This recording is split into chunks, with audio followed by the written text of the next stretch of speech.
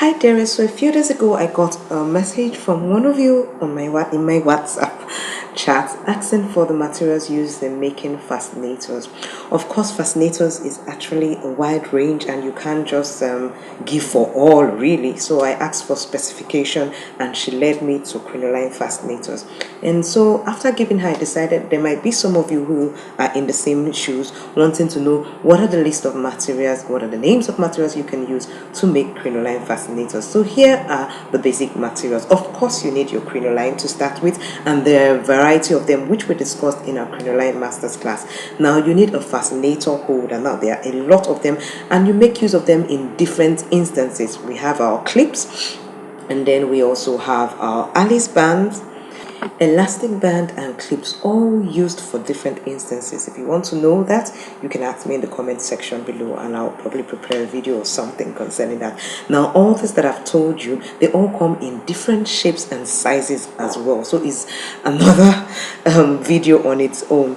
And then you will need small pieces of material to cover up the back. Of course, you would need glues. Now I did a video on the different types of glue. You can check the link below or the corner there. Then you need your needle and thread. Now the advanced materials which you might be using. So the first one I spoke about is just the basic material. If you want to go advanced, you get trimmings.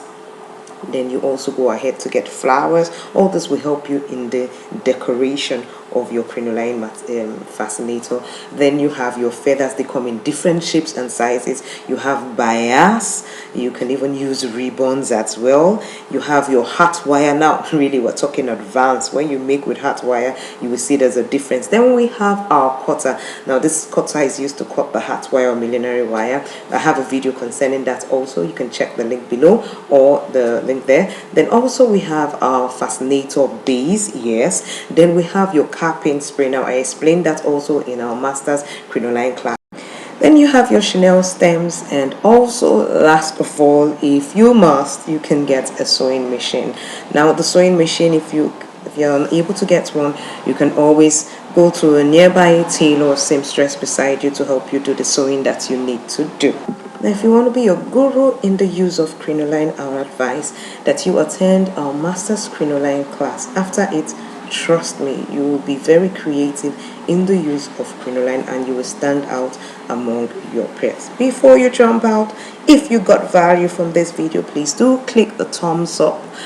No, click the like button, and also subscribe if you haven't subscribed, because you definitely would always gain value from my channel.